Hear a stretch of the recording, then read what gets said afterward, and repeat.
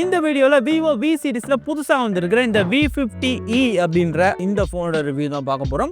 டக்குன்னு சொல்றேன், ஸ்டார்ட் பண்ணிடலாம். ஃபர்ஸ்ட் விஷயம் டிசைன். எடுத்தோடனே பார்க்க போறது அந்த பேக் பேனல் தான். பேக் பேனலோட டிசைன் வந்து பார்க்கிறதுக்கு ஒரு மாதிரி வித்தியாசமா, ஒரு மாதிரி எலிகென்ட்டான லுக்ல இருக்கு. பிராண்டும் அதான் சொல்றாங்க, இது வந்து லக்ஸரி இன்ஸ்பயர் டிசைன் அப்படின்ட்டு. அதுக்கு ஏத்த மாதிரி கரெக்டா தான் இருக்கு. தென் இந்த போன் ரெண்டு கலர்ல வருது. என்கிட்ட இருக்கிறது pearl white அப்படின்ற கலர், இதே மாதிரி sapphire blue அப்படின்ற இன்னொரு கலர்ல வருது. இந்த sapphire blue கலர்ல பாத்தீங்கன்னா உங்களுக்கு ஒரு போன்லயும் ஒரு யூனிக் பேட்டர்ன் இருக்கும் அப்படின்னு சொல்லியிருந்தாங்க. ஸோ என்கிட்ட இருக்கிற இந்த கலர்னால அது ஆக்சுவலாக எப்படின்னு எனக்கு தெரியல. நீங்க வாங்குறதா இருந்தால் உங்களுக்கு எது வேணுன்றதை சூஸ் பண்ணிக்கோங்க. ஃபோன் கையில் எடுக்கிறதுக்கு ரொம்பவே ஸ்லிம்மா இருக்கு. சுற்றி எல்லா பெசல்ஸும் உங்களுக்கு ஒரே அளவில் இருக்கிறதுனால உங்களுக்கு ஃபோன் கொஞ்சம் பார்க்கறதுக்கு நல்ல லுக்கிங்காக இருக்கு. அதை தாண்டி ஃபோனோட சைட்ஸுமே உங்களுக்கு ஒரு மாதிரி கர்வியாக இருக்கிறனால கையில் பிடிச்சி யூஸ் பண்ணுறதுக்கு ரொம்ப கம்ஃபர்டபுளாக இருக்கு. அது மட்டும் இல்லாமல் பாக்ஸில் ஒரு சிலிக்கான் கேஸும் கொடுத்துருக்காங்க. இது யூஷுவல் கேஸ் மாதிரி இல்லாமல் கொஞ்சம் வித்தியாசமா இருக்கும். உங்களுக்கு சைட்ஸ்லாம் உங்களுக்கு ஒரு எக்ஸ்ட்ரா பம்ப் மாதிரி கொடுத்துருக்காங்க, கீழே விழுந்தா ப்ரொடெக்ட் பண்ணுறதுக்கு. நல்ல விஷயம். அப்புறம் இந்த ஃபோனுக்கு IP68 and IP69 ரெண்டிங் ரெண்டுமே இருக்கு. டிஸ்ப்ளே ப்ரொடெக்ஷனுக்கு டைமண்ட் ஷீல்ட் கிளாஸ் யூஸ் பண்ணிக்கிறதா சொல்லியிருக்காங்க. ஃபோன் ஓபன் பண்ணும்போது உங்களுக்கு இன்பில்ட்டா ஒரு ஸ்கிரீன் ப்ரொடெக்டர் ஒட்டியே தான் இருக்கும். நான் அதை ரிமூவ் பண்ணி தான் யூஸ் பண்ணிட்டு இருந்தேன். எந்த ஸ்கிராட்சும் இல்ல, ஓகேவா தான் இருக்கு. அப்புறம் இந்த ஃபோனோட வெயிட் உங்களுக்கு 184 கிராம்ஸ் இருக்கு. மேனேஜபிளான வெயிட் தான். ஓவரால் டிசைன் பார்க்குறப்ப எந்த பிரச்சனையும் இல்லை, நல்லா பண்ணியிருக்காங்க. அடுத்தது பார்த்தீங்கன்னா டிஸ்ப்ளே. இந்த ஃபோனில் உங்களுக்கு குவாட் கர்வ் டிஸ்ப்ளே இருக்கிறதா சொல்லியிருக்காங்க. அதாவது உங்களுக்கு 4 சைடுமே டிஸ்ப்ளே கர்வ் ஆகும். இந்த கர்வ் வந்து ரொம்ப அதிகமாக ஃபீல் ஆகாது. ரொம்ப சட்டிலான ஒரு கர்வ் மாதிரி கொடுத்துருக்காங்க. என்ன கேட்டிங்கன்னா அந்த கர்வெல்லாம் தூக்கி போட்டு ஃபிளாட் டிஸ்பிளேக்கு மாறினா நல்லா இருக்கும். ஏன்னா டெம்பர் கிளாஸ் கண்டுபிடிக்கிறதுன்றது பெரிய தலைவலியா இருக்கு. மேக்ஸிமம் போனா யூவி டெம்பர் கிளாஸ் தான் போக வேண்டியிருக்கு. யூவி டெம்பர் கிளாஸ் எடுத்தோம்னா அது போனையே பாழாக்குறதுக்கான நிறைய சிக்கல் இருக்கு. ஈவன் அந்த மாதிரி இருந்தா வாரண்டி இருக்காது அப்படின்னு போன் பிராண்ட்ஸுமே சொல்ல ஆரம்பிச்சிட்டாங்க. ஸோ இந்த கர்வ் டிஸ்பிளேலாம் கொஞ்சம் ஓரம் தள்ளி வச்சுட்டு மொத்தமா எல்லாரும் திரும்ப ஃபிளாட் டிஸ்பிளேக்கே போனா நல்லா இருக்கும் நான் நினைக்கிறேன். சரி, ஓகே, அது வேற கதை. இந்த போன்ல 6.77 இன்ச்க்கான ஒரு full HD plus AMOLED display கொடுத்துருக்காங்க. இது ஒரு 10-bit டிஸ்பிளே. HDR10+ சர்டிஃபிகேஷனும் இருக்கு. டிஸ்பிளேல கலர்ஸ் எல்லாமே நல்லா வைப்ரண்டா கொடுத்துருக்காங்க. பர்சனலா எனக்கு அப்படி இருந்தா பிடிக்கும். அதுக்கு ஏற்ற மாதிரி தான் இதுல இருக்கு. உங்களுக்கு எந்த ஆங்கிள் இருந்து பார்த்தாலும் கண்டென்ட்ஸ்ல பிரச்சனை இருக்காது. ஓவரால் நீங்க படம் பாக்குறீங்க, இல்ல சீரிஸ் பாக்குறீங்க, இல்ல ஸ்ட்ரீம் பண்றீங்க, இந்த மாதிரி எதுவா இருந்தாலும் சரி இந்த டிஸ்பிளேல உங்களுக்கு எந்த பிரச்சனையும் இருக்காது. நல்லா இருக்கு. 1300 நிட்ஸ் வரைக்கும் ஹை பிரைட்னஸ் போகும். அதாவது நீங்க மேனுவலா ஸ்லைட் பண்ணீங்கன்னா உங்களுக்கு 1300 நிட்ஸ் வரைக்கும் போகும். ஸோ நீங்க ஃபுல் வெளிச்சத்துல யூஸ் பண்ணா கூட உங்களுக்கு எந்த பிரச்சனையும் இருக்காது. ஸோ நீங்க நல்ல பிரைட்டான என்விரான்மெண்ட்ல யூஸ் பண்றப்ப கூட பாக்குறதுக்கு எந்த பிரச்சனையும் இருக்காது. அப்புறம் in display finger print sensor கொடுத்துருக்காங்க. பிளேஸ்மெண்ட் ரொம்ப கீழே இருக்கு. கொஞ்சம் மேலே ஏற்றி வச்சிருந்தா நல்லா இருக்கும்னு தோணுது. மற்றபடி கரெக்டாக ஒர்க் ஆகுது, ஒன்றும் பிரச்சனை இல்லை. தென் அடுத்தது பார்த்தீங்கன்னா கேமரா. ஆப்வியஸ்லி V சீரிஸ்னு வந்தாலே கேமரா தான் இங்கே ப்ரையாரிட்டி.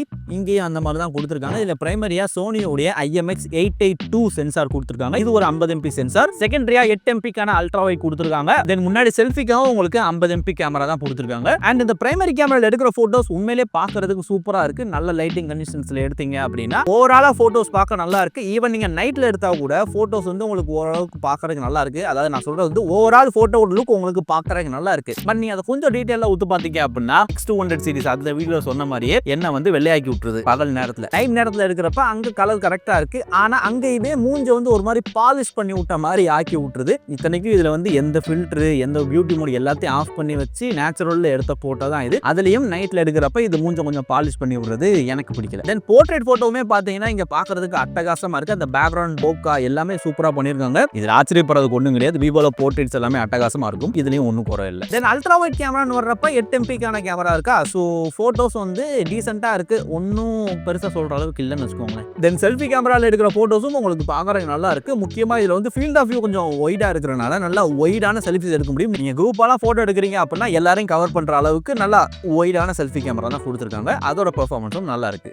வீடியோஸ்னு பாத்தீங்கன்னா இங்க 4K 30fps வீடியோ பின்னாடி ஷூட் பண்ண முடியும். செல்ஃபி கேமராலையும் 4K 30fps ஷூட் பண்ண முடியும். அது எப்படி இருக்கு நீங்களே பாருங்க. ஓகே மக்களே, இந்த ஃபோனில் உங்களால் 4K 30fps வீடியோ பேக் சைட்லேயும் சரி ஃப்ரண்ட்லேயும் சரி உங்களால் ஷூட் பண்ண முடியும். ஸோ அது எப்படி இருக்குது, ஸ்டெபிலைசேஷன் எந்த மாதிரி இருக்குது அப்படின்றத கீழே கமெண்ட் பண்ணுங்கள். பேக் கேமரான்னு மட்டும் இல்லாமல் selfie கேமராலையும் 4K 30fps video shoot பண்ண முடியும். அதோடைய ஃபுட்டேஜ் தான் நீங்கள் இப்போ பார்த்துக்கிட்டு இருக்கீங்க. ஸோ குவாலிட்டி எப்படி இருக்குன்னு கமெண்ட் பண்ணுங்கள். ஓவரால் கேமரான்னு பார்த்தீங்க அப்படின்னா நல்லா இருக்கு. ஆனால் இன்னும் சில ஒர்க்ஸ் தேவை அப்படின்னு எனக்கு தோணுது. அடுத்த பெர்ஃபார்மன்ஸுக்கு வந்தீங்க அப்படின்னா இந்த ஃபோனில் வந்து MediaTek Dimensity 7300 ப்ராசஸர் தான் கொடுத்துருக்காங்க. கண்டிப்பாக இந்த ப்ரைஸ்க்கு இது பத்தாது. ஏன்னா இந்த ஃபோனை வந்து அரௌண்ட் 30,000 ப்ரைஸில் வாங்கிக்க முடியும். அந்த ப்ரைஸ்க்கு 7300ன்றது செட் ஆகாது. நீங்கள் 14,000 ஃபோன் நீங்கள் வேறு பிராண்டுக்குலாம் போகண்டா, விவோலேயே T4Xன்னு ஒரு ஃபோன் இருக்குது, அந்த ஃபோன்லேயே 7300 தான். ஸோ அங்கே வாங்குற ப்ராசர் உங்களுக்கு இந்த பட்ஜெட்டில் வாங்க முடியுன்றது எனக்கு கொஞ்சம் கம்மியாக தான் தோணுது. இன்னும் கொஞ்சம் பவர்ஃபுல்லான ப்ராசர் கொடுத்துருக்கலாம். இது போக இந்த ஃபோனில் LPDDR4X RAM இருக்குது, UFS 2.2 ஸ்டோரேஜ் தான் யூஸ் பண்ணியிருக்காங்க. இதுவுமே இன்னும் கொஞ்சம் ஸ்பீடாக கொடுத்துருக்கலான்ற மாதிரி தான் எனக்கு தோணுது. அண்ட் இந்த ப்ராசரோட பெர்ஃபார்மன்ஸ்னு பார்த்தீங்கன்னா நீங்கள் கேஷுவல் ஆப்ஸ் அண்ட் கேம்ஸ் தாராளமாக ப்ளே பண்ண முடியும். மேக்ஸிமம் நீங்கள் இன்டென்ஸான கேமிங்னு போடுறப்போ உங்களால் ப்ளே பண்ண முடியும். ஆனால் நீங்கள் அந்த செட்டிங்ஸ் அதுக்கேற்ற மாதிரி குறைச்சி வச்சு ப்ளே பண்ணுற மாதிரி இருக்கும். மேக்ஸிமம் நீங்கள் கேம் ஆட மாட்டேன் அப்படின்ற ஆளுங்களுக்கு இந்த ப்ராசஸர்னால எந்த பிரச்சனையும் வராது. ஆப் எல்லாமே உங்களுக்கு ஸ்மூத்தாக ரன் பண்ணி கொடுத்துரும், அதில் பிரச்சனை இல்லை. ஓவராலாக பெர்ஃபார்மன்ஸ்னு பார்த்தாலே இந்த ப்ரைஸுக்கு ஏற்ற மாதிரி இல்லை, ஆனால்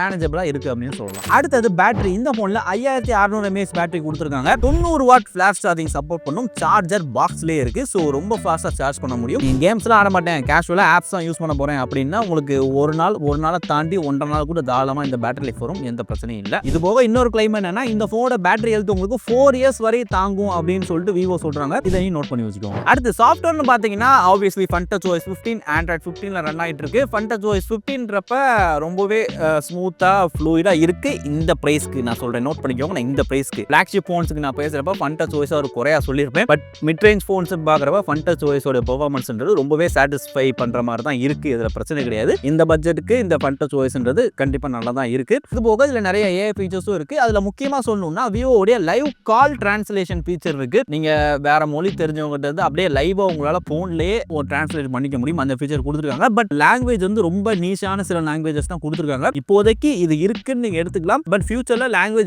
அதிகப்படுத்துற பட்சத்தில் இது ஒரு அருமையான ஃபீச்சர் நிஜமாவே. இதை தவிர்த்து சர்க்கிள் டு சர்ச் ஃபீச்சர் இருக்கு, AI எரேசர் 2.0, அப்புறம் AI எக்ஸ்பாண்டர் மாதிரியான ஃபீச்சர்ஸ் இருக்கு. தென் இதை தவிர்த்து மற்ற விஷயங்கள் அப்படின்னு பாத்தீங்கன்னா இந்த போன்ல உங்களுக்கு ஸ்டீரியோ ஸ்பீக்கர்ஸ் கொடுத்துருக்காங்க, நல்லா இருக்கு. அப்புறம் கீழே USB 2.2 டைப் சி போர்ட் தான் கொடுத்துருக்காங்க. இது ஒரு 5G போன் தான், பிரச்சனை இல்லை. தென் IR பிளாஸ்டர் மாதிரியான விஷயங்கள் கிடையாது, NFC-யும் கிடையாது. ஸோ ஓவராலா இதுதான் இந்த போன். இதுல நெகட்டிவ்ஸ் அப்படின்னு பாத்தீங்கன்னா ஃபர்ஸ்ட் விஷயம் இதோடைய ப்ராசஸர் இந்த பிரைஸ்க்கு ஏற்றது இல்லை. நான் இப்போ சொன்ன மாதிரி தான், இன்னும் கொஞ்சம் நல்லா பெர்ஃபார்ம் பண்ணக்கூடிய ப்ராசஸர் கொடுத்துருந்தா பெட்டரா இருந்திருக்கும்னு எனக்கு தோணுது. தென் அடுத்து கேமராலையும் ஓவரால் பெர்ஃபார்மன்ஸ் நல்லா இருந்தாலும் இன்னும் நான் சொன்ன மாதிரி சில விஷயங்கள் இன்னும் ஒர்க் பண்ணி பெட்டரா கொடுத்தாங்கன்னா நல்லா இருக்கும்ன்றத தான் நான் சொல்லுவேன். இதை தவிர்த்து வேற எதுவும் குறைன்னு சொல்ற அளவுக்கு இல்லை. இந்த ரெண்டு விஷயம் தான் இந்த போனோட நெகட்டிவ்ஸா எனக்கு தோணுது. பிரைஸ் அப்படின்னு பாத்தீங்கன்னா இந்த போனுடைய 8128 வேரியன்ட்டை உங்களால 28999 அப்படின்ற பிரைஸ்க்கு வாங்கிக்க முடியும். அதே 8256GB வேரியன்ட்டை நீங்க 30999 அப்படின்ற பிரைஸ்க்கு வாங்கிக்க முடியும். ஓகேவா?